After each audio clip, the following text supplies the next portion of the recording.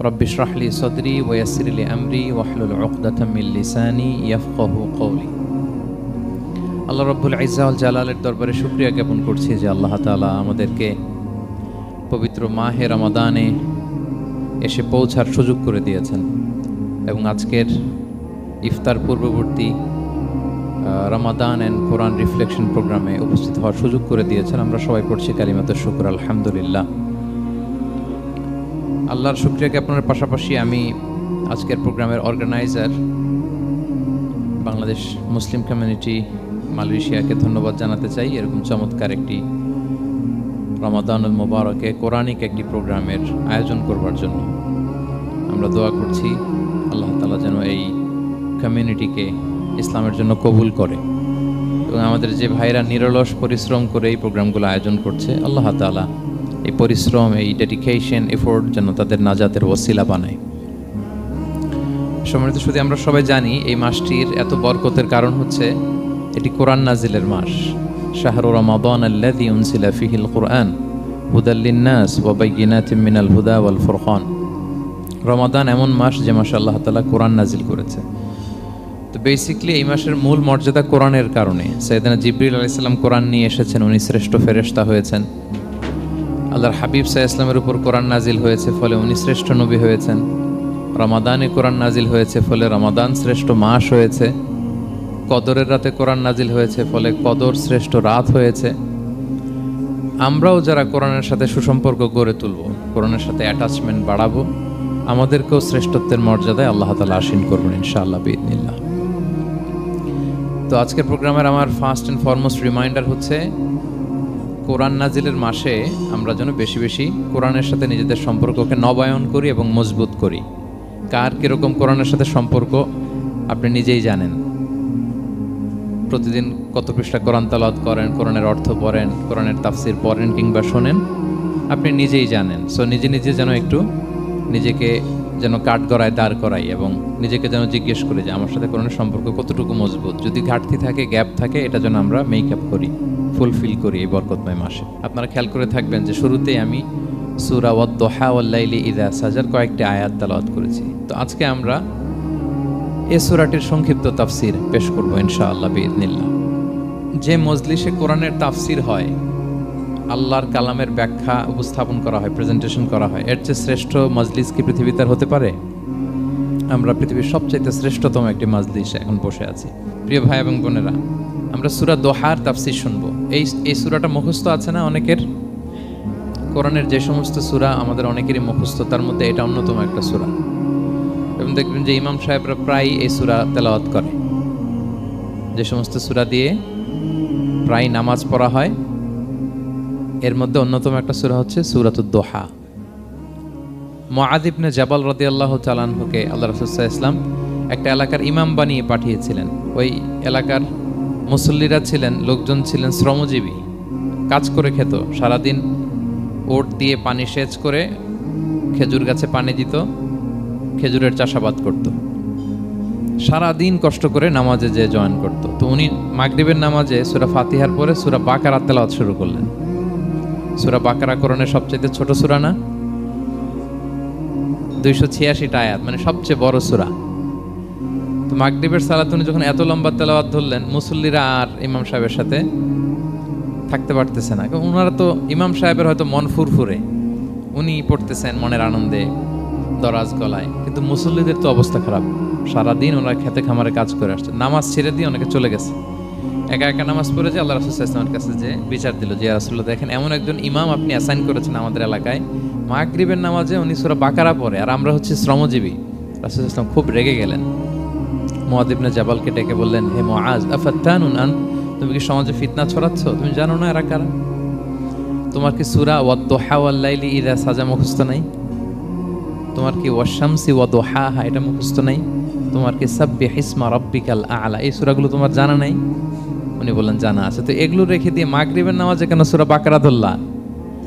তোমার মুসল্লিরা তো শ্রমজীবী মুসল্লি। যখন ইমামের দায়িত্ব হচ্ছে পেছনে কারা আছে এটা খেয়াল করা। অনেক সময় ইমাম সাহেব আল্লাহু আকবার বলে যে নামাজ ধরছে, কি হচ্ছে পেছনে আর খোঁজ খবর নেই। আল্লাহর হাবিব সাল্লাল্লাহু আলাইহি ওয়াসাল্লাম কিন্তু এমন ইমাম ছিলেন না। উনি অত্যন্ত বিবেকবোধ সম্পন্ন একজন ইমাম ছিলেন। একবার পেছনে এক বাচ্চার কান্না শুনে উনি নামাজ ছোট করে দিয়েছেন। সবাই বললেন, ইয়া রাসূলুল্লাহ, এত ছোট নামাজ তো কখনো পড়তে দেখি না। তখন রাসূল সাল্লাল্লাহু আলাইহি ওয়াসাল্লাম বললেন, একটা ছোট বাচ্চার কান্নার আওয়াজ আমার কানে এসেছে। আমার মনে হচ্ছে বাচ্চাটাকে সামলাতে নারীদের কাতারে একটা মায়ের খুব কষ্ট হচ্ছে, এজন্য নামাজটা আমি খাটো করে দিয়েছি। দেখেন কি চিন্তা চেতনা, পিছনে কি হচ্ছে সব রাসূল সাল্লাল্লাহু আলাইহি ওয়াসাল্লাম এটা খেয়াল করতেন। তো এই সূরার একটা ফজিলত আপনি জানলেন যে রাসূল সাল্লাল্লাহু আলাইহি ওয়াসাল্লাম সূরা ওয়াদ-দুহা ওয়াল লাইলি ইযা সাজা এটা তেলাওয়াত করতে বলেছিলেন মুআয ইবনে জাবাল রাদিয়াল্লাহু তাআলা আনহুকে। এটা কোরআনের 93 নম্বর সূরা। কত নাম্বার? এটা মাক্কি সূরা, আর নাজিলের ধারাবাহিকতা অনুযায়ী এটা 11তম সূরা। মানে এই সূরার আগে আরো 10টা সূরা নাজিল হয়েছিল, তার মানে মক্কার একেবারে শুরুর দিকে এই সূরাটা নাজিল হয়েছিল। আপনারা জানেন যে এবছর আমার একটা বই এসেছে এক নজরে কোরআন নামে, সেখানে আমি প্রত্যেকটা সূরার সার সংক্ষেপ নিয়ে এসেছি, সংক্ষেপে, খুব সংক্ষেপে। কখনো যদি সুযোগ হয় আপনারা দেখবেন যে প্রত্যেকটা সূরা 5 পৃষ্ঠার মধ্যে আমরা নিয়ে আসার চেষ্টা করেছি।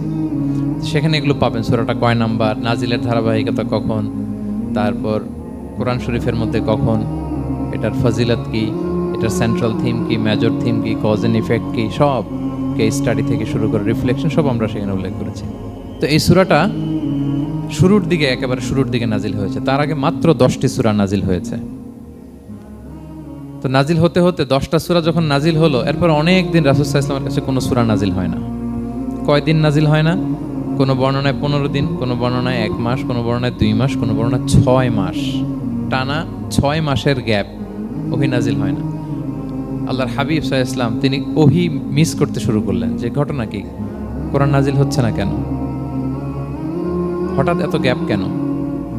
ওনার মাথায় কয়েকটা জিনিস ঘুরপাক খেলো। একটা ঘুরপাক খেলো যে আমার কোনো কাজে আল্লাহ আবার অসন্তুষ্ট হলো নাকি, অথবা আমি কোরআনের আয়াত এই বাণীগুলো পৌঁছে দেওয়ার ক্ষেত্রে আমার কোনো গাফলতি হয়ে গেল নাকি, সামহাও কি আল্লাহর সাথে আমার কানেকশন এটা কি লুজ হয়ে যাচ্ছে, আমি কি কোনোভাবে আল্লাহ থেকে দূরে সরে পড়তেছি। রাসূল সাল্লাল্লাহু আলাইহি ওয়াসাল্লাম টেনশনে পড়ে গেলেন, চিন্তায় পড়ে গেলেন, কি রে ওহী আসে না কেন, আসে না কেন, আসে না কেন।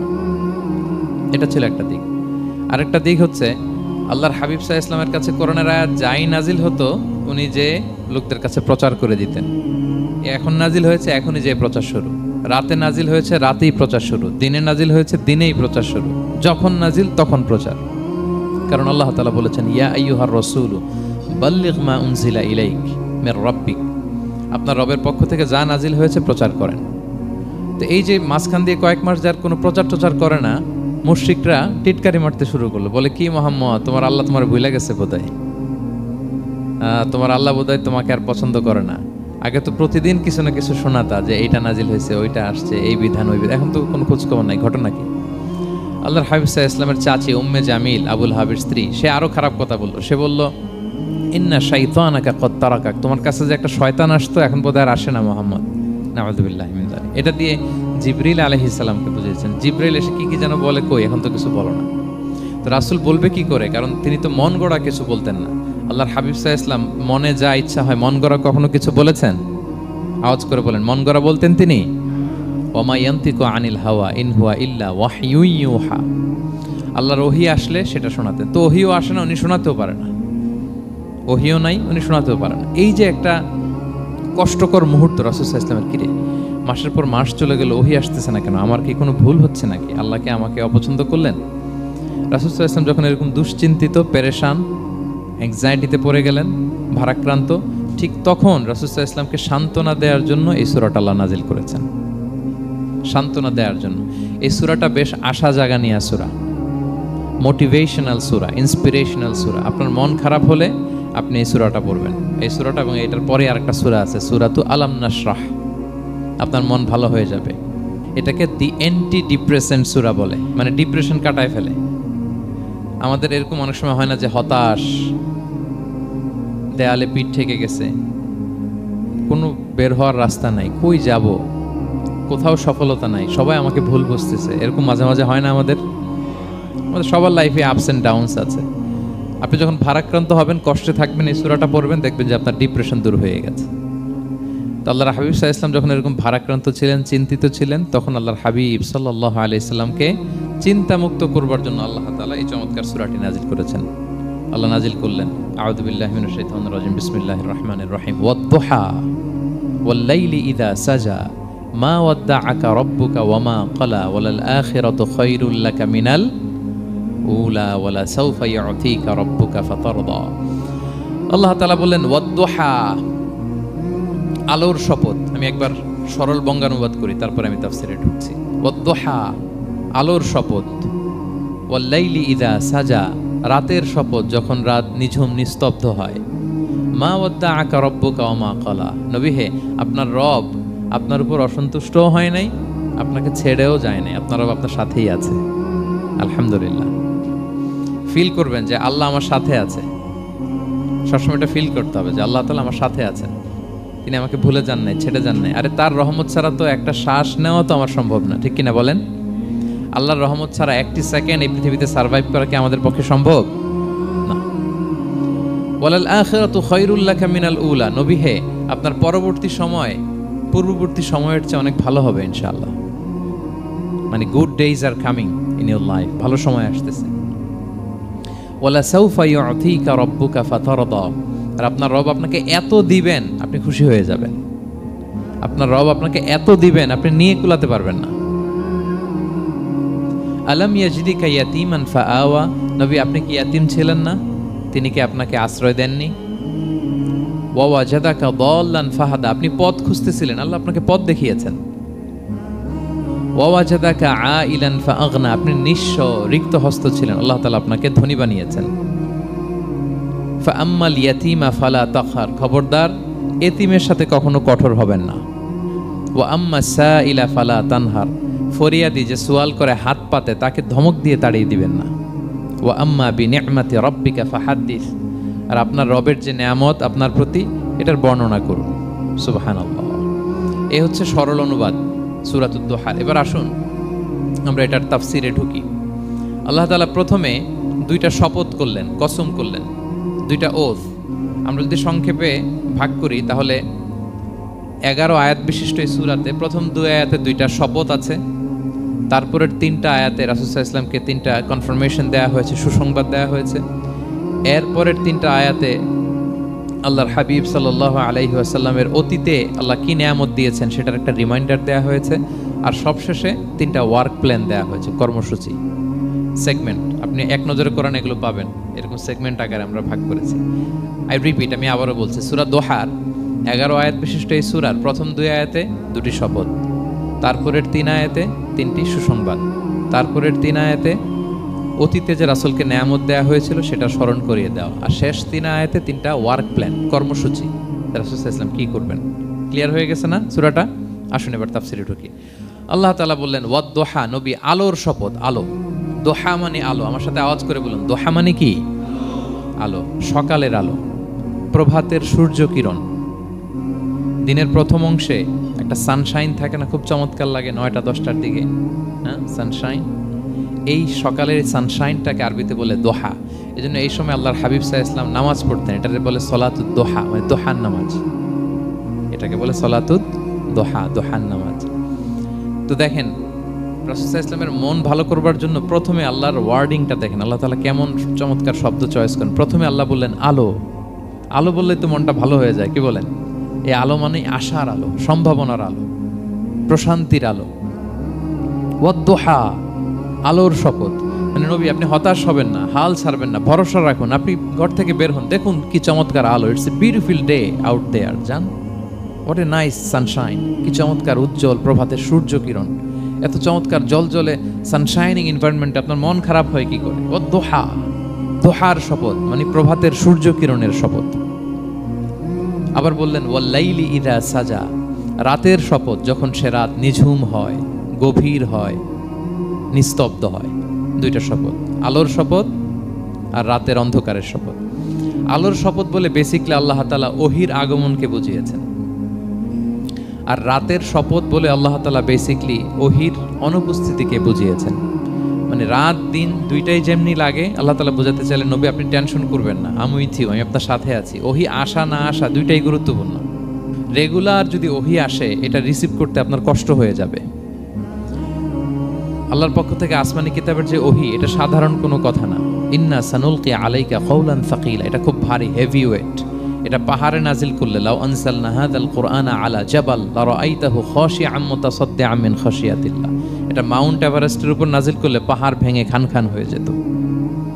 শীতের রাতে কোরআন নাজিল হলে রাসূল সাল্লাল্লাহু আলাইহি ওয়াসাল্লাম ঘেমে একাকার হয়ে যেতেন, কপাল বেয়ে টপ টপ করে ঘাম পড়তে, ওহী রিসিভ করতে যায়। তিনি ওটের উপরে করে মরুভূমিতে চড়ছেন, ওহী নাজিল হলে ওটের বুক মাটিতে মিশে যেত। এক সাহাবার মাথায় পায়ের মধ্যে মাথা রেখে রাসূল সাল্লাল্লাহু আলাইহি ওয়াসাল্লাম শুয়েছিলেন, তখন ওহী নাজিল হলো। সাহাবা বলছেন, ওহীর ভারে মনে হচ্ছে যে আমার পায়ের হাড্ডিটাই ফেটে যাবে। তার মানে এটা খুব ভারী বাণী, খুবই ভারী, এটা সাধারণ কোনো কালাম না।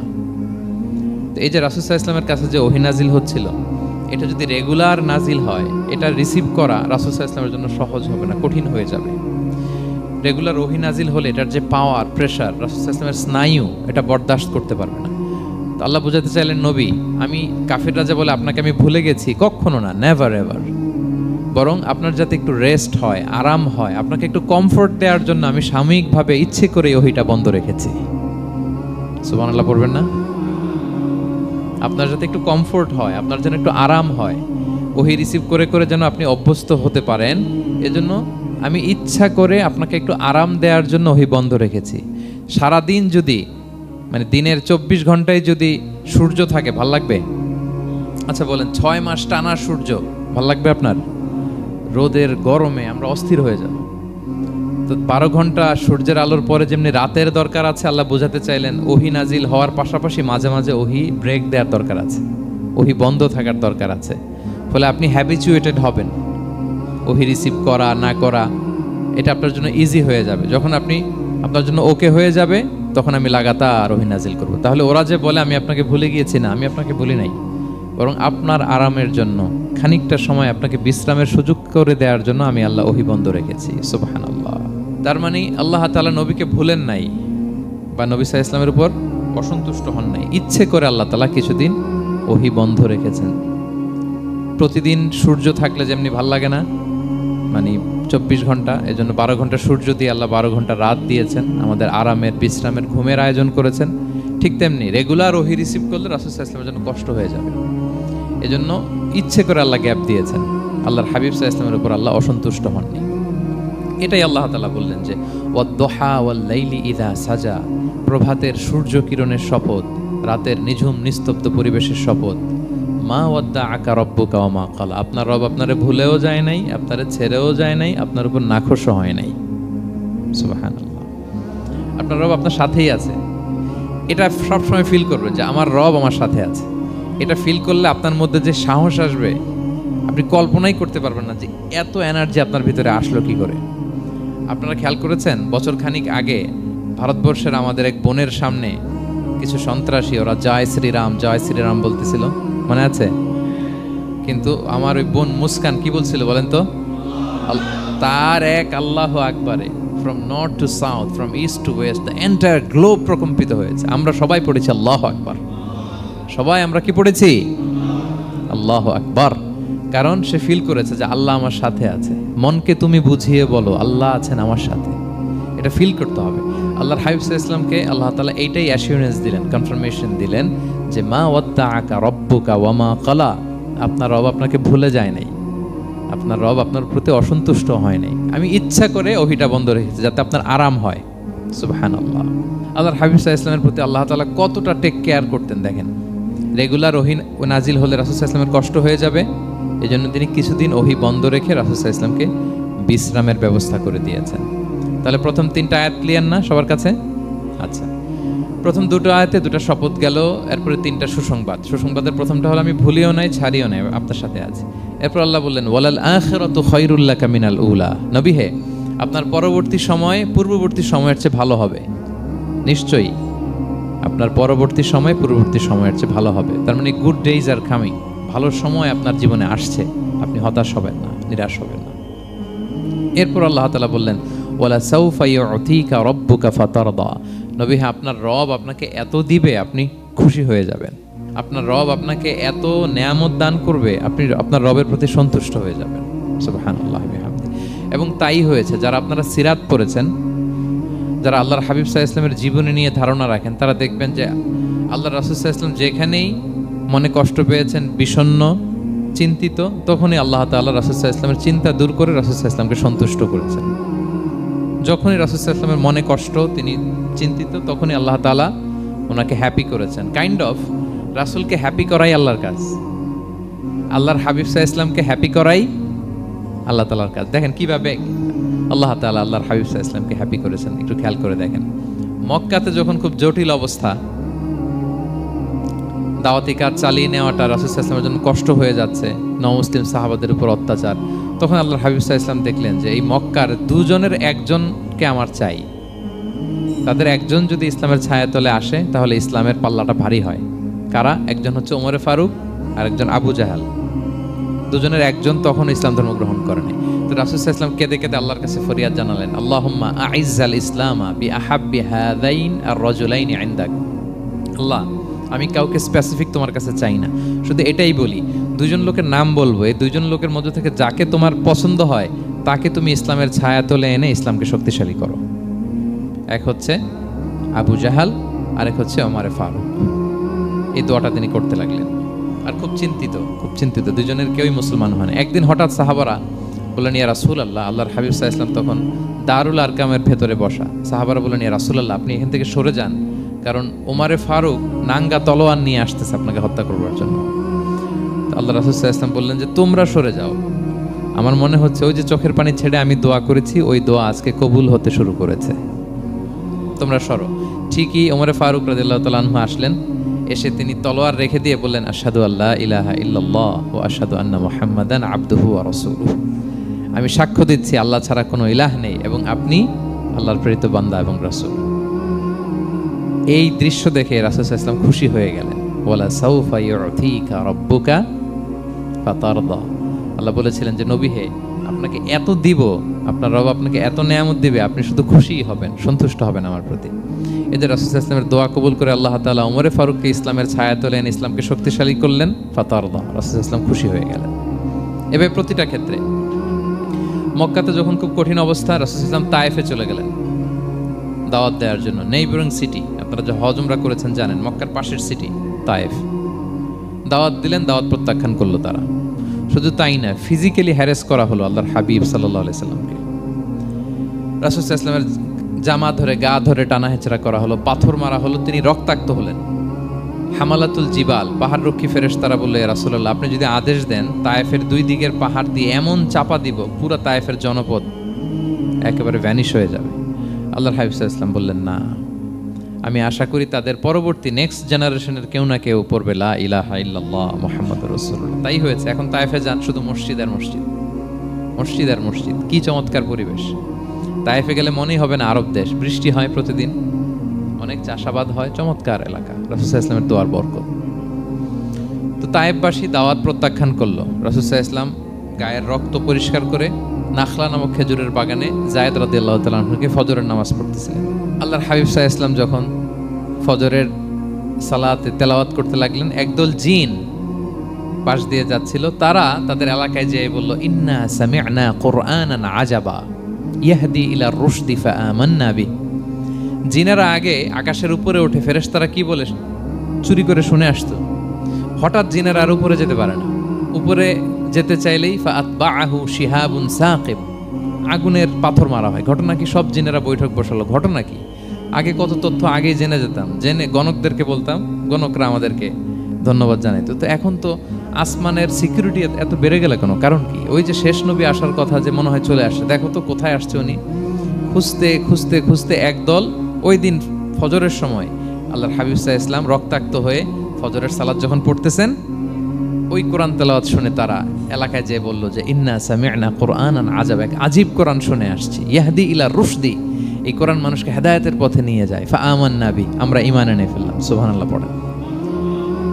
তো রাসূল সাল্লাল্লাহু আলাইহি ওয়াসাল্লাম তো এটা জানেন না। আল্লাহ তাআলা জিবরাইল মারফত জানালেন যে হে নবী, আপনি এসেছিলেন ম্যানকাইন্ডকে দাওয়াত দিতে তায়েফের, তারা দাওয়াত গ্রহণ করে নাই, ম্যানকাইন্ড রিজেক্ট করেছে। কিন্তু আরেকটা জাতি আছে যাদেরকে আপনি দেখেন না, তাদেরকে বলে জিন কাইন্ড, মানে জিন জাতি। পুরো জিন জাতি কালেমা পড়ে মুসলমান হয়ে গিয়েছে নবী। বলা সাউফা ইউতিকা রাব্বুকা ফাতারদা, নবী আপনার রব আপনাকে এত নেয়ামত দিবেন আপনি খুশি হয়ে যাবেন। নবী সাল্লাল্লাহু আলাইহি ওয়াসাল্লাম ওইখানে আবার খুশি হয়ে গেলেন, রক্তাক্ত, ইনজুর্ড। যখন শুনলেন মানুষ জাতি তারা ঈমান আনে নাই, কিন্তু জিন জাতি তারা ঈমান এনেছে। আল্লাহর হাবিব সাল্লাল্লাহু আলাইহি ওয়াসাল্লাম আবার আনন্দিত হলেন। তাহলে আল্লাহর হাবিব সাল্লাল্লাহু আলাইহি সাল্লামকে আনন্দিত করাই হচ্ছে আল্লাহর কাজ, খুশি রাখাই হচ্ছে আল্লাহর কাজ। সুবহানাল্লাহ বিহামদি। আল্লাহর হাবিব সাল্লাল্লাহু আলাইহি ওয়াসাল্লামের বয়স যখন 50 বছর, ওনার কাছের দুজন আত্মীয় মারা গেল। ওনার প্রিয়তমা স্ত্রী খাদিজা রাদিয়াল্লাহু তাআলা আনহা ইন্তেকাল করলেন, ওনার প্রিয় চাচা আবু তালেব ইন্তেকাল করলেন। দুজনই শেল্টার দিত, একজন ঘরে একজন বাইরে। আবু তালেবের কারণে কেউ রাসূল সাল্লাল্লাহু আলাইহি ওয়াসাল্লামের গায়ে হাত তোলার সাহস পায় নাই। তো উনি যখন ইন্তেকাল করলেন, রাসূল সাল্লাল্লাহু আলাইহি ওয়াসাল্লাম বিপদে পড়ে গেলেন।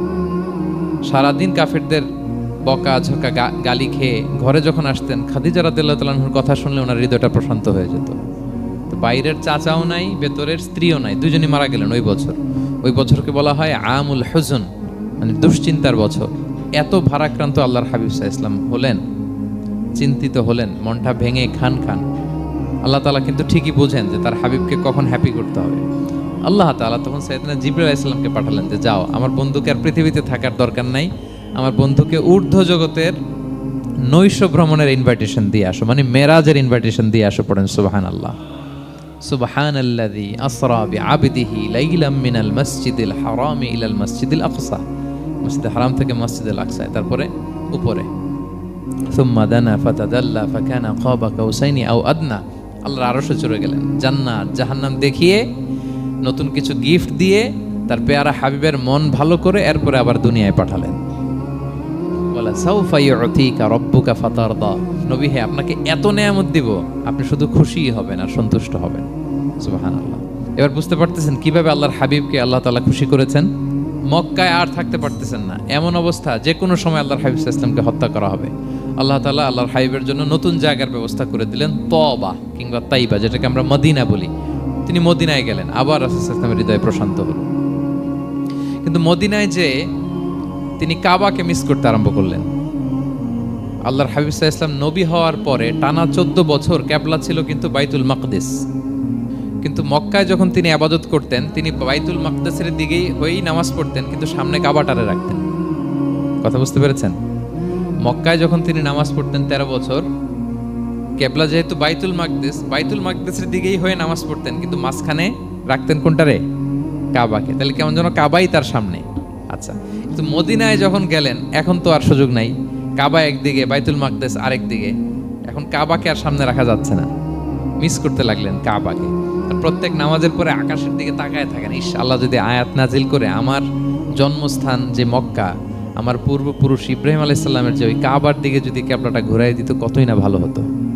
আল্লাহ বলেন যে আপনি যে কদ নারা তাকাল্লুবা ওয়াজহিকা ফিস সামা, নবী আপনি যে আকাশের উপর চেহারা উঠিয়ে মনে মনে কি চান আমি তো বুঝি। আল্লাহর হাবিব সাল্লাল্লাহু আলাইহি ওয়াসাল্লামকে খুশি করার জন্য আল্লাহ আয়াত নাজিল করলেন, ফাওয়াল্লি ওয়াজহাকা শাতরাল মাসজিদিল হারাম। নবী হ্যাঁ, আপনাকে খুশি করার জন্য নতুন বিধান নাজিল করলাম। এখন থেকে, ফ্রম রাইট নাও, আপনি যখনই নামাজ পড়বেন এখন থেকে কাবামুখী হয়ে আপনি সালাত আদায় করবেন।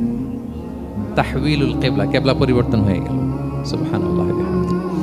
আপনারা মসজিদে নববীর পাশে মদিনাতে একটা মসজিদ দেখবেন, এটাকে বলে মসজিদ যুল কিবলাতাইন। এমন মসজিদ যে মসজিদে এক নামাজে 2 কিবলা শেয়ার করা হয়েছিল। মানে এই আয়াত যখন নাজিল হলো, আল্লাহর হাবিব সাল্লাল্লাহু আলাইহি ওয়াসাল্লামের সাথে একজন নামাজ পড়ে যে ওই মসজিদে যে দেখে কিছু লোক নামাজ পড়তেছে ওই বাইতুল মাকদিসের দিকে হয়ে, কারণ তখন পর্যন্ত ওইটাই কিবলা। তিনি নামাজরত অবস্থায় এদেরকে বললেন যে তোমরা তো জানো না, এই মাত্র আয়াত নাজিল হয়েছে, কিবলা কিন্তু আর ওই দিক নাই, ডাইরেকশন চেঞ্জ, এদিকে হয়ে যাও। তো ইমাম সহ মুসল্লি সব ঘুরে নামাজের মধ্যে ওইদিকে হয়ে গেছে। তাহলে একই নামাজে 2টা কিবলা শেয়ার করা হয়েছে, ফলে তখন থেকে মসজিদের নাম হয়ে গেছে মসজিদ যুল কিবলাতাইন, 2 কিবলাওয়ালা মসজিদ। তাহলে দেখেন, আল্লাহর হাবিব সাল্লাল্লাহু আলাইহি ওয়াসাল্লামকে খুশি করার জন্য আল্লাহ তাআলা কিবলা চেঞ্জ করে দিয়েছে। সুবহানাল্লাহ বলতে পারলেন না? এভাবে যখনই আল্লাহর হাবিব সাল্লাল্লাহু আলাইহি ওয়াসাল্লাম বিষণ্ণ, চিন্তিত, মন খারাপ, ওনার মন ভালো করার দায়িত্ব নিয়েছে কে? জিবরাইল এসে শোনাতে লাগলো, আগের জামানায় কেউ 500 বছর 700 বছর হায়াত পেয়েছে। বনি ইসরাইলের অনেক মুজাহিদ 1000 বছর জিহাদ করেছে। কয় হাজার বছর? জিহাদই করছে 1000 বছর। আমরা হায়াত পাই কয় বছর? আমাদের হায়াত কয় বছর অন অ্যান অ্যাভারেজ? 60-70। আল্লাহর হাবিব সাল্লাল্লাহু আলাইহি ওয়াসাল্লাম এটাই বলেছেন যে আমার উম্মতি মা বাইনা 60 ইলা 70, আমাদের গড় আয়ু 60 থেকে 70। ওয়া আকাল্লুহুম মা ইয়াজুযু যালিক, আর সামান্য অল্প সংখ্যকই মানুষ এটাকে ক্রস করতে পারে।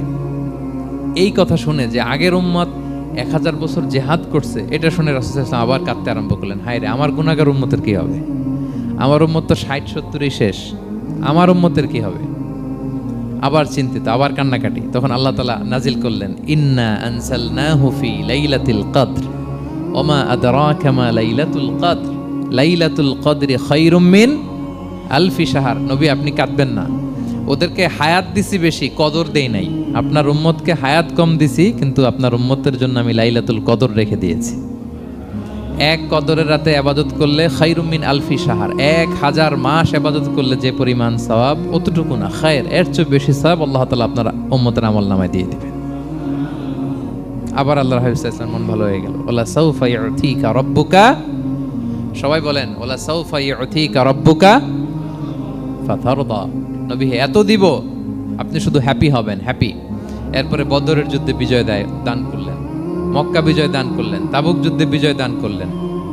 সব শেষে জান্নাতে ওনার জন্য স্পেশাল একটা জায়গা থাকবে, ওই জায়গায় কেউ বসতে পারবে না। জায়গাটার নাম মাকামে মাহমুদ। ওমিনাল লাইলি ফাতাহাজ্জাদ বিহি নাফিলাতাল লাকা আসা আন ইয়াবআসাকা রাব্বুকা মাকামাম মাহমুদা।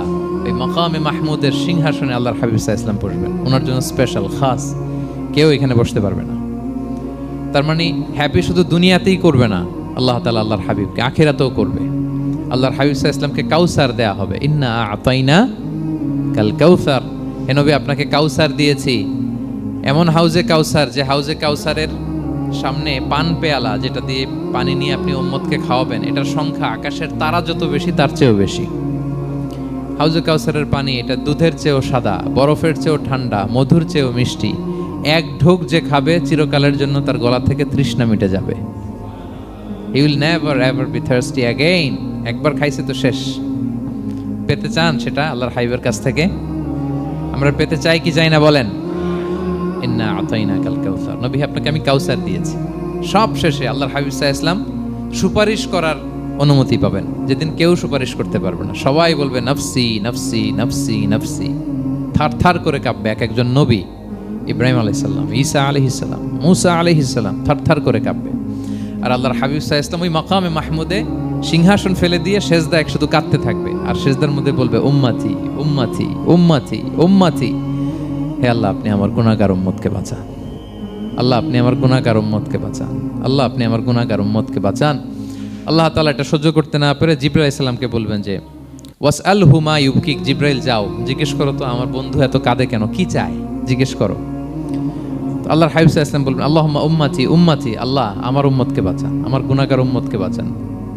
আল্লাহ তাআলা এবার জিবরাইল মারফত বলবেন যে ইযহাব ইলা মুহাম্মদ সাল্লাল্লাহু আলাইহি ওয়াসাল্লাম, যাও মুহাম্মদের কাছে যাও, ওয়াকুল লাহু, তাকে বলো দুনিয়াতে যেমনি কখনো কষ্ট পেতে দেই নাই, বারবার তাকে হ্যাপি করেছি, খুশি করেছি। ওয়া ইন্না সানুরদিকা ফি উম্মাতিকা ওয়ালা নাসুউক, আজকের এই কঠিন দিনেও আমার হাবিবকে আমি কষ্ট দিব না, তার উম্মতের ব্যাপারেও তাকে আমি খুশি করে দেব, তার গুনাহগার উম্মতের ব্যাপারেও আজকে মুহাম্মদ সাল্লাল্লাহু আলাইহি ওয়াসাল্লামকে আমি খুশি করে দেব। আল্লাহর হাবিব সাল্লাল্লাহু আলাইহি ওয়াসাল্লাম তখন সুপারিশ শুরু করবেন। আল্লাহু আকবার, আল্লাহু আকবার। ওয়ালা সাউফা ইউতিকা রাব্বুকা ফাতারদা। নবী হে আপনাকে এত নেয়ামত দিব আপনি নিয়ে কুলাতে পারবেন না। সব শেষে এই গুনাহগার উম্মতকে সুপারিশ করে জাহান্নাম থেকে নাম কাটিয়ে সবাইকে নিয়ে তিনি একটা ফ্ল্যাগ হাতে নিয়ে তিনি জান্নাতের দিকে ছুটবেন।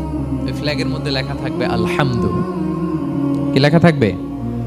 মানে প্রশংসা, প্রশংসার পতাকা। নিজেও তো প্রশংসিত। মুহাম্মদ মানে কি জানেন? মুহাম্মদ মানে কি? প্রশংসিত। এই কারণে মুহাম্মদ সাল্লাল্লাহু আলাইহি ওয়াসাল্লামকে মক্কার লোকেরা গালি দিয়েও শান্তি পেত না। মানে যদি বলি এই প্রশংসিত লোকটা খারাপ, কথাটা হইল? প্রথমে আগে বলা লাগে কি? প্রশংসিত। মুহাম্মদ মানে কি? তো এই জন্য মক্কার লোকেরা রাসূল সাল্লাল্লাহু আলাইহি ওয়াসাল্লামকে মুহাম্মদ না বলে ডাকতো মুদাম্মাম, মানে নিন্দিত। তো মুদাম্মাম তো রাসূলের নাম না, রাসূল সাল্লাল্লাহু আলাইহি ওয়াসাল্লামের নাম কি? মুহাম্মদ, প্রশংসিত। এই জন্য গালি দিয়েও তারা মজা করতে পারতো না, সুবিধা করতে পারতো না। গালি দিলেও আগে প্রশংসা করে নেওয়া লাগতো। প্রথমে বলতো মুহাম্মদ পাগল, এরকম বলতো নাউযুবিল্লাহ। তার মানে প্রশংসিত লোকটা পাগল হইলো, এটা গালি হয়েছে? ঘুরে ফিরে তো প্রশংসাই হয়ে গেল। তো আল্লাহর হাবিব সাল্লাল্লাহু আলাইহি ওয়াসাল্লাম লিওয়াউল হামদ, প্রশংসার ফ্ল্যাগ নিয়ে বিশাল উম্মতকে নিয়ে জান্নাতে অভিমুখে যাবেন এবং জান্নাতের দরজায় হি উইল বি দা প্রথম নক করবেন উনি। তখন জান্নাতের রক্ষী ফেরেশতা বলবে মান আনতা, কে? আল্লাহর হাবিব সাল্লাল্লাহু আলাইহি ওয়াসাল্লাম বলবেন আনা মুহাম্মদ, আমি মুহাম্মদ। তো ফেরেশতা বলবে আমরা দাঁড়ায় আছি, এজন্য আল্লাহ বলে দিয়েছেন মুহাম্মাদের আগে কাউকে যেন এন্ট্রি দেয়া না হয়। আপনার আগে যেন কারোর জন্য জান্নাতের দরজা না খুলি, স্পেশাল উপর থেকে অর্ডার আছে। আপনি যেহেতু নক করেছেন, ওয়েলকাম, আসেন। পুরো উম্মাহ নিয়ে আল্লাহর হাবিব সাল্লাল্লাহু আলাইহি ওয়াসাল্লাম জান্নাতে ঢুকবেন। ওয়ালা সাউফা ইউতিকা রাব্বুকা ফাতারদা, নবী হে আপনাকে অচিরেই এত নেয়ামত দিব আপনি সন্তুষ্ট হয়ে যাবেন। প্রথম দুইটা শপথ গেল, এরপর তিনটা সুসংবাদ গেল। এরপর আল্লাহ তাআলা অতীতে যে নবীর পাশে ছিলেন, অতীতে যে বিভিন্ন নেয়ামত দিয়ে আল্লাহর হাবিব সাল্লাল্লাহু আলাইহি ওয়াসাল্লামকে আল্লাহ তাআলা ধন্য করেছেন, এগুলো রিমাইন্ডার দিচ্ছেন যে নবী আপনি কেন চিন্তিত হন, আমি আগেও ছিলাম আপনার সাথে, এখনো আছি, ভবিষ্যতেও থাকব। তিনি বললেন আলাম ইয়াজিদকা ইয়াতীমান ফাআওয়া, তিনি কি আপনাকে ইয়াতীম অবস্থায় পাননি, তিনি কি আপনাকে আশ্রয় দেননি? আপনারা জানেন আল্লাহর হাবিব সাল্লাল্লাহু আলাইহি ওয়াসাল্লাম যখন মায়ের পেটে, তখনই তার পিতা দুনিয়া থেকে ইন্তেকাল করেছেন। মায়ের পেটে তার বয়স হচ্ছে 6 মাস, দুনিয়াতে আসেননি আল্লাহর হাবিব সাল্লাল্লাহু আলাইহি ওয়াসাল্লাম রাহমাতাল লিল আলামিন। মায়ের পেটে থাকা অবস্থায় বাবা হারিয়েছেন, দুনিয়াতে আসলেন 6 বছর বয়সে, তিনি মাকে হারিয়েছেন। কয় বছর বয়সে? 6 বছর। তারপর মায়ের ইন্তেকালের পরে দাদার কাছে, আব্দুল মুত্তালিবের কাছে লালিত পালিত হতে লাগলেন। 8 বছর বয়সে দাদাও ইন্তেকাল করলেন। বাবা চলে গেলেন জন্মের আগে, মা চলে গেলেন 6 বছর মানে শিশু থাকতে। 8 বছর বয়সে তো শিশু, দাদাও চলে গেলেন। 8 বছর বয়স থেকে আল্লাহর হাবিব সাল্লাল্লাহু আলাইহি ওয়াসাল্লাম চাচার কাছে এতিম অবস্থায় লালিত পালিত হতে লাগলেন। এবং আবু তালেব এত ভালোবাসতো, ঈমান আনে নাই, শেষ পর্যন্ত ঈমান আনেনি, শিরকের উপরে ইন্তেকাল করেছে। কিন্তু আল্লাহর হাবিব সাল্লাল্লাহু আলাইহি ওয়াসাল্লামকে এত ভালোবেসেছেন, বাবার যে কি মানে পিতৃ স্নেহের যে কি মায়া, এটা বুঝতে দেন নাই কখনো, এটার অভাব কখনো তিনি টের পান নাই। ওনার যে বাবা নাই, আবু তালেবের কারণে এতটা ভালোবেসেছেন, এতটা ভালোবেসেছেন। তার মানে কখনোই রাসূল সাল্লাল্লাহু আলাইহি ওয়াসাল্লামকে লালন পালন, রক্ষণাবেক্ষণ, টেক কেয়ারের কোনো গ্যাপ আল্লাহ তাআলা রাখেননি। হালিমাতু সাদিয়ার কাছে, পরে মায়ের কাছে, উম্মে আইমানের কাছে, দাদা আব্দুল মুত্তালিবের কাছে, পরে চাচার কাছে, একটার পর একটা স্লট বাই স্লট রেডি। সেটাই স্মরণ করে দিলেন যে নবী এমন তো হয় নাই যে আপনাকে লালন পালনের জন্য কেউ ছিল না। আলাম ইয়াজিদকা ইয়াতীমান ফাআওয়া, আপনার রব কি আপনাকে ইয়াতীম অবস্থায় আশ্রয়ের ব্যবস্থা করে দেননি? মানে তখন তো আমি ছিলাম আপনার সাথে, কেউ ছিল না, তখন তো আমি ছিলাম। তো আপনারা তো ভয় কিসের? আপনি হতাশ হবেন না, নিরাশ হবেন না, হাল ছাড়বেন না আপনি। তাহলে প্রিয় ভাইরা, আল্লাহর হাবিব সাল্লাল্লাহু আলাইহি ওয়াসাল্লাম ইয়াতীম অবস্থায় পৃথিবীতে এসেছিলেন এবং এজন্য ইয়াতীমের সাথে ভালো আচরণ তিনি করতে বলতেন আল্লাহর হাবিব সাল্লাল্লাহু আলাইহি ওয়াসাল্লাম। যারা ইয়াতীমকে ভালোবাসে, আল্লাহ তাদেরকে ভালোবাসে। এবং আল্লাহর হাবিব সাল্লাল্লাহু আলাইহি ওয়াসাল্লাম বলতেন আনা ওয়া কাফিলুল ইয়াতীমি ফিল জান্নাতি কাহাতাইন, আমি এবং এতিমের রক্ষণাবেক্ষণকারী এইভাবে প্রতিবেশীর মতো জান্নাতে থাকব। এই দুই আঙ্গুলের মাঝে যেমনি গ্যাপ নাই, আমার আর এতিমের রক্ষণাবেক্ষণকারী তার বাড়ির মাঝখানে কোনো গ্যাপ থাকবে না জান্নাতে। We will be neighbour in paradise, জান্নাতে এরকম আমরা কাছাকাছি থাকবো। আল্লাহু আকবার পড়েন। তাহলে এতিমের রক্ষণাবেক্ষণকারীকে আল্লাহ তাআলা ভালোবাসেন। যারা এতিমকে পছন্দ করে না, এতিমকে তাড়িয়ে দেয়, তাদেরকে আল্লাহ পছন্দ করেন। আল্লাহ তাআলা বলেন আরাআইতাল্লাযী ইউকাযযিবু বিদ্দীন ফাযালিকাল্লাযী ইয়াদুউল ইয়াতীম, যারা আখিরাতকে অবিশ্বাস করে তারাই এতিমকে ঘাড় ধাক্কা দিয়ে তাড়িয়ে দেয়। কোনো বিশ্বাসী কখনো এতিমের সাথে খারাপ আচরণ করে না। আপনাদের যাদের মন শক্ত, অনেকের চোখ দিয়ে পানি নামে না। আমার এক আত্মীয় আছে খুব আল্লাহওয়ালা, আমার জীবনে এত আল্লাহওয়ালা আমি দেখি নাই, কিন্তু ওনার চোখ দিয়ে পানি নামে না। বারবার এসে আমারে বলে যে মিজান কি করবো বলো, তুমি একটু মোনাজাত ধরো। আমার মনে আছে আমি ওনাকে নিয়ে মোনাজাত ধরতাম, তো ওনার কান্না আসে না চোখ দিয়ে। এত আল্লাহওয়ালা, খুব ভালো মানুষ, কিন্তু চোখ দিয়ে পানি নামে না। এটা অনেকের হয়, নানা কারণে হয়। আল্লাহর হাবিব সাল্লাল্লাহু আলাইহি ওয়াসাল্লাম বলেছেন কারো যদি চোখ দিয়ে পানি না নামে বা হৃদয় নরম না হয়, তারা যেন এতিমের মাথায় হাত বুলিয়ে দেয়। এক সাহাবী এসে বলেন ইয়া রাসূলুল্লাহ, আমার হৃদয়টা বড় শক্ত, হৃদয় নরম হয় না। রাসূল সাল্লাল্লাহু আলাইহি ওয়াসাল্লাম বললেন তাই, আচ্ছা আতুহিব্বু আন ইয়ালিনা কলবুক, তুমি কি চাও তোমার হৃদয় নরম হোক, ওয়া তুদরাকা হাজাতুক, এবং তোমার আশা পূরণ হোক? তিনি বললেন হ্যাঁ। তখন রাসূল সাল্লাল্লাহু আলাইহি ওয়াসাল্লাম বললেন ইরহামিল ইয়াতীম, এতিমের উপর রহম করো। ওয়ামসা আলা রাসি, এতিমের মাথায় হাত বুলিয়ে দাও। ওয়া আতইমহু মিন তুআমিক, তোমার খাবার এতিমকে খাওয়াও। তালিনু কলবুক, তোমার অন্তর নরম হবে। তুদরাকা হাজাতুক, তোমার ইচ্ছা পূরণ হবে। তাহলে হৃদয় যদি শক্ত থাকে, কার মাথায় হাত বুলাবেন? বুলাইছেন কখনো? হ্যাঁ বুলিয়েছেন, খুঁজে খুঁজে হাত বুলাবেন। বাংলাদেশে তো অনেক অরফেনেজ আছে, অনাথ আশ্রম, ওখানে যাবেন, সুযোগ হলে একদিন যে একটু লাঞ্চ করলেন ওদের সাথে বসে, ডিনার করলেন, একসাথে খেলেন, ওদের মাথায় হাত বুলিয়ে দিলেন, সাধ্যমতো কিছু উপহার হাতে তুলে দিলেন, আপনার ইচ্ছা পূরণ হবে আর আপনার হৃদয় নরম হবে ইনশাআল্লাহ। আর এতিমকে আদর করা মানে নবী সাল্লাল্লাহু আলাইহি ইসলামের প্রতি ভালোবাসা দেখানো, কারণ আমার নবী এতিম হয়ে বড় হয়েছেন। এতিমের প্রতি ভালোবাসা প্রকারান্তরে নবী সাল্লাল্লাহু আলাইহি ইসলামের প্রতি ভালোবাসা দেখানো হয়, কারণ আমার নবী এতিম হয়ে বড় হয়েছেন। সুবহানাল্লাহ। কিন্তু তার বিপরীতে আমরা সমাজে কি দেখি? এতিমের মাথায় হাত বুলানো তো দূরের কথা, এতিমের সম্পদও খেয়ে ফেলে অনেকে। হ্যাঁ, এরকম আছে না? এতিমের সম্পদ দেদারসে গিলতেছে। কি যে আমাদের চিন্তাধারা! দেখবেন যে লোকটা এতিমের সম্পদ গিলে, ওরা রোজা অবস্থায় এক ঢোক পানি গিলাতে পারবেন কিনা দেখেন। যে বলেন একটু পানি খান তো, খাবে না কেন? হারাম। তো ওই হারাম কিন্তু গিলতেছে ইচ্ছা মতো। রোজা অবস্থায় এক ফোঁটা আপনি পানি গিলাতে পারবেন না, কেন? হারাম। কিন্তু ওইদিকে ভাতিজার সম্পদ গিলতেছে দেদারসে। আল্লাহ বলেন এটা ভাতিজার সম্পদ না, এটা তুমি জাহান্নামের আগুন পেটে ঢুকাচ্ছ। জাহান্নামের আগুন। ইন্নাল্লাযীনা ইয়াকুলুনা আমওয়ালাল ইয়াতামা যুলমান ইন্নামা ইয়াকুলুনা ফি বুতুনিহিম নারা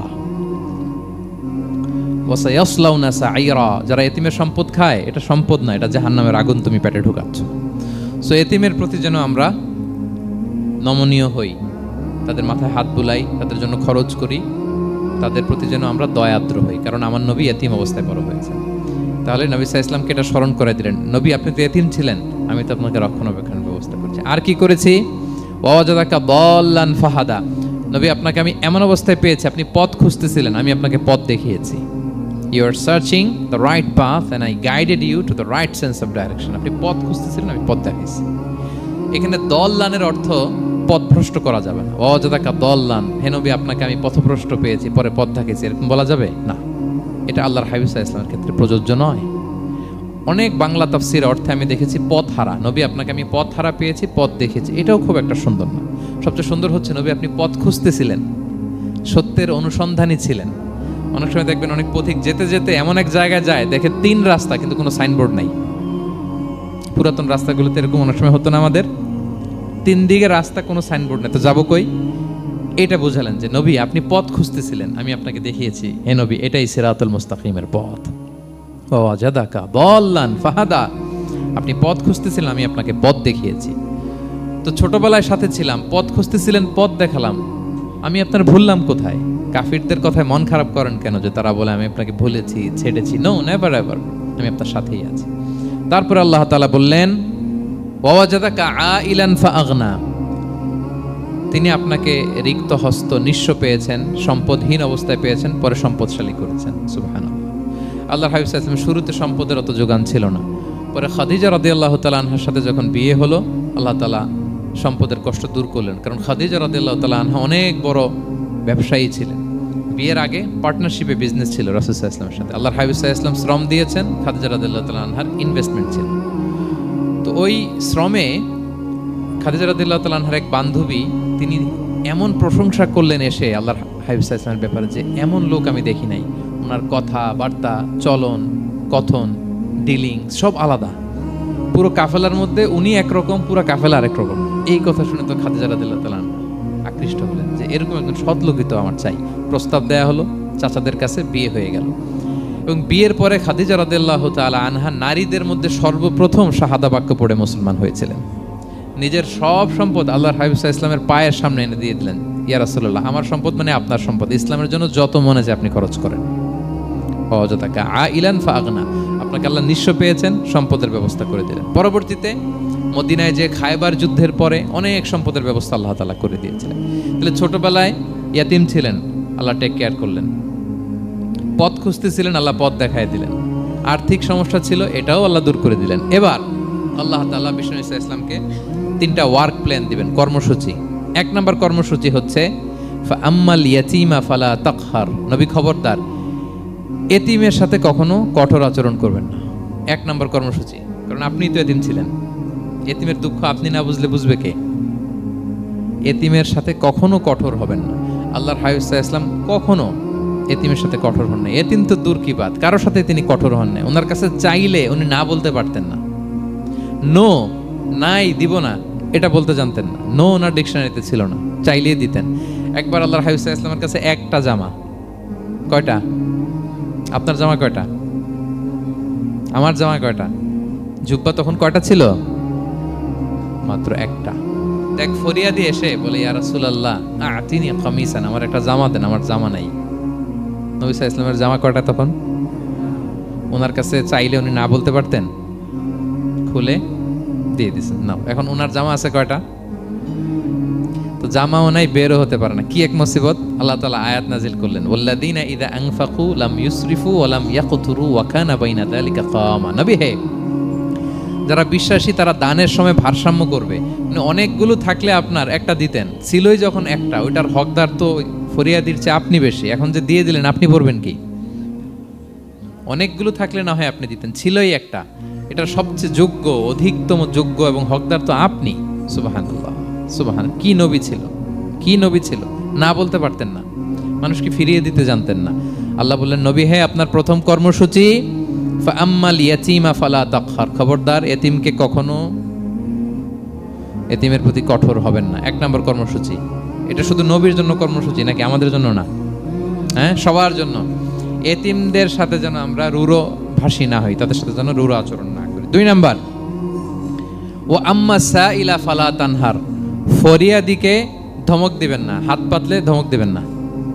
আমরা অনেক সময় ধমক দেই, আপনারা দেন কখনো?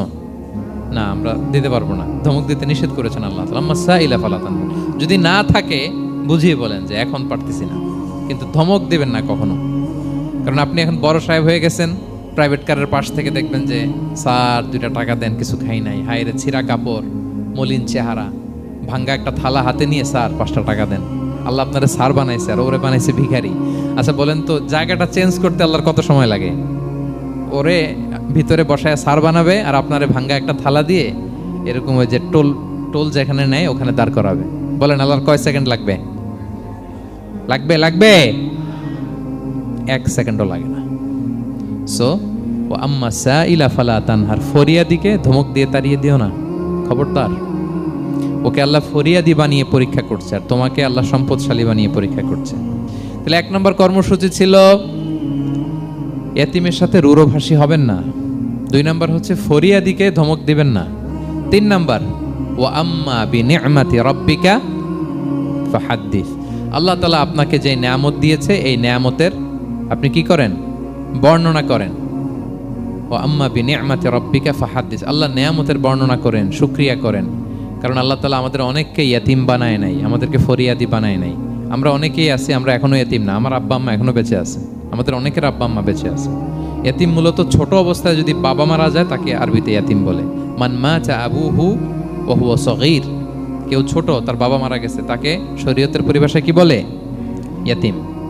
তো আমরা অনেকেই তো ইয়তিম না, আমরা অনেকেই তো অন্যের কাছে হাত পাতা লাগে না, তো আমরা ভালো আছি না? আমাদের দেখবেন যে প্রায় হিসাবটা হচ্ছে আমার কি নাই, আমাদের হিসাবটা কি নাই, কি যে আছে এটার হিসাব করে কুলানোও যাবে না, ঠিক কিনা বলেন? ঠিক যেই মুহূর্তে এখানে বসে আমরা এই চমৎকার ইফতারি নিয়ে বসে আছি, ঠিক একই মুহূর্তে দেখবেন যে হসপিটালের আইসিইউতে শুয়ে শুয়ে কাতরাচ্ছে অনেকে। ঠিক এই মুহূর্তে কিডনি ডায়ালিসিস চলতেছে, দেখছেন? কিডনি পেশেন্ট এদিকে ছিদ্র করে ব্লাড সব বের হয়ে রিফাইনিং হয়ে আরেক দিক দিয়ে ঢুকে, ওর চিৎকার শুনলে। বার্ন ইউনিটে গেছেন কখনো? আগুনে পোড়া রোগী, আপনার তো অনেক কিছু নাই, আমার এটা নাই ওইটা নাই, আল্লাহ এটা দিল না, এটা নিয়ে আসেন। আপনি বার্ন ইউনিটে একদিন যায়েন, তাহলে বুঝবেন যে আল্লাহ আপনারে কত শান্তিতে রেখেছে। না খেয়ে কয় রাত কাটিয়েছি আমরা, বলেন তো? কত লোক বাড়ি ভাড়া পরিশোধ করতে পারে না, ঋণের বোঝায় জর্জরিত, দুরারোগ্য ব্যাধিতে আক্রান্ত, ক্যান্সারের লাস্ট স্টেজে। তাদের সাথে একটু দেখা করেন, 4th স্টেজে চলে আসছে ক্যান্সার পেশেন্ট। তার চেহারা, তার খাবার, তার চলাফেরা, কিভাবে তার প্রতিটা সেকেন্ড কাটে, একটু দেখে আসবেন, তাইলে বুঝবেন যে কত আল্লাহর দেয়া নেয়ামতের সাগরে হাবুডুবু খাই আমরা।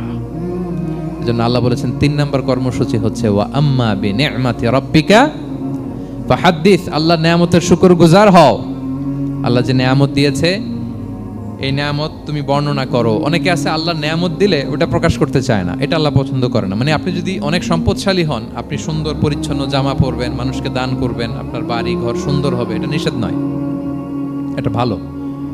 আপনি আল্লাহর দেয়া নেয়ামত ব্যবহার করতে পারবেন এবং বলতেও পারবেন, কিন্তু শুকরান লা ফখরান, শুকরিয়া স্বরূপ বলবেন, ফখর করে, অহংকার করে না। বলতে পারেন আলহামদুলিল্লাহ, আল্লাহ তাআলা আমাকে 4টা ছেলে দান করেছে, 4জন হাফেজ, আল্লাহ তাআলা আমাকে থাকার মতো একটা ঘর দিয়েছে, একটা বাড়ি দিয়েছে, একটা গাড়ি দিয়েছে, সম্মান নিয়ে সমাজে চলার মতো আল্লাহ তাআলা আমাকে দিয়েছেন। এটা যদি আপনি শুকরিয়া স্বরূপ বলেন, এটাতে সমস্যা নেই। কিন্তু অহংকার নিয়ে বলা যাবে না।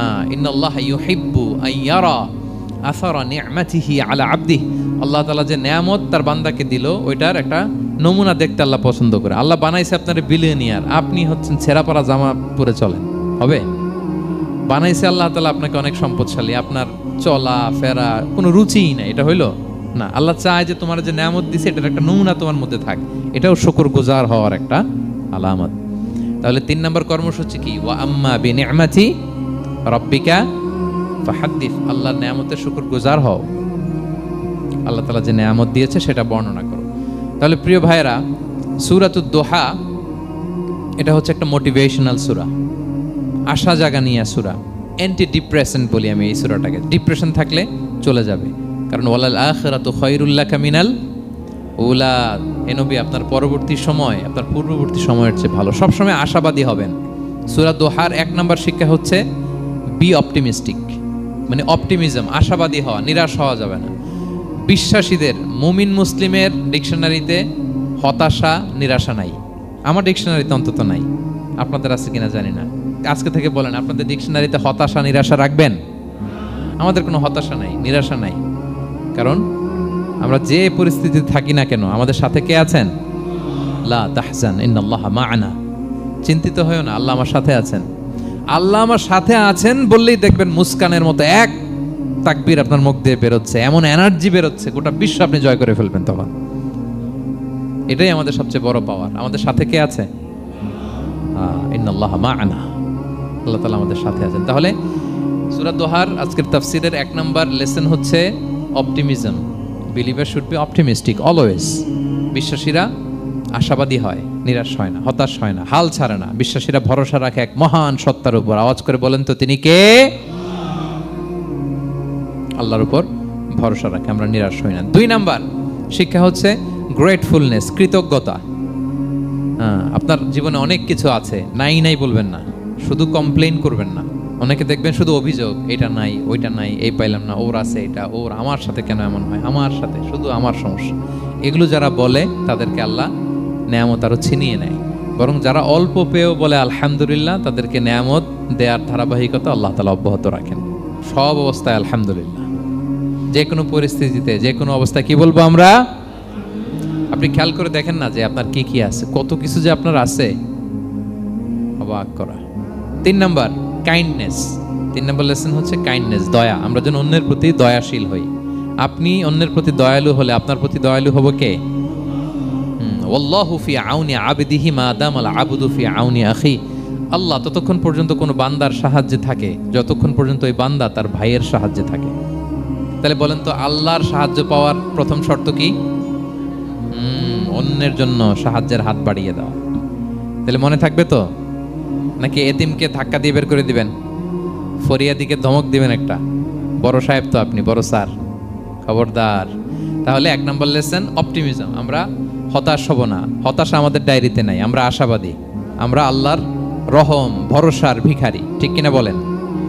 2 নম্বর লেসন হচ্ছে গ্রেটফুলনেস। আমরা সবসময় আল্লাহর প্রতি শুকরগুজার হব, কৃতজ্ঞ হব। আল্লাহর হাবিব সাল্লাল্লাহু আলাইহি ওয়াসাল্লাম বলতেন, আল্লাহুম্মা জাআলনি সাবুরা ওয়া জাআলনি শাকুরা ওয়া জাআলনি ফি আইনি সগীরা ওয়া ফি আয়ুনিন নাসি কাবীরা। আল্লাহ আপনি আমাকে ধৈর্যশীল বান্দা বানান, আপনি আমাকে শুকরগুজার বানান। আল্লাহ আমার চোখে আমাকে ছোট বানান। আল্লাহ গোটা বিশ্বের মানুষের চোখে, জনতার চোখে আমাকে বড় বানান। আওয়াজ করে পড়েন আমিন। এই দোয়াটা বেশি বেশি পড়বেন। আর সব শেষে আমরা যেন কাইন্ড হতে পারি, অন্যের প্রতি দয়ালু হতে পারি। যে রহম করে সে রহম প্রাপ্ত হয়, যে অন্যকে দয়া দেখায় সে আল্লাহর পক্ষ থেকে দয়া পায়। আল্লাহ তাআলা আমাদের সবাইকে কথাগুলো বোঝার ও আমল করার তৌফিক দান করুন। হাযা মা ইনদি ওয়াল ইলমু ইনদাল্লাহি আলাইহি তাওয়াক্কালতু ওয়া ইলাইহি উনীব। আসসালামু আলাইকুম ওয়া রাহমাতুল্লাহি ওয়া বারাকাতুহু।